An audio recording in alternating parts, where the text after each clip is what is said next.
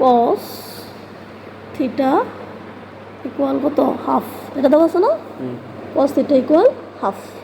তার মানে কিন্তু বলছে কট থিটা এর মান কত। এবার কস থিটার সমান হাফ দেওয়া আছে, তোমার কার মান বের করতে বলছে?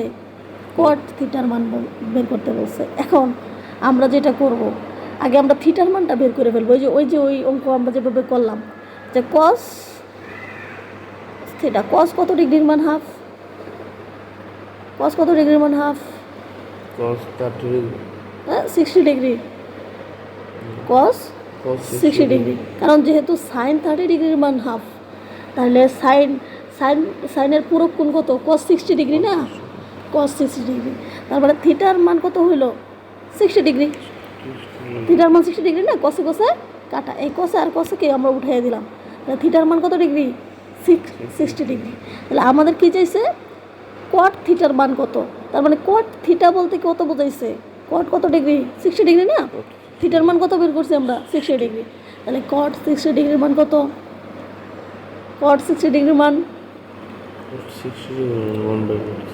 কারণ কি 1/, এটাই কিন্তু উত্তর। তাহলে সঠিক আছে না?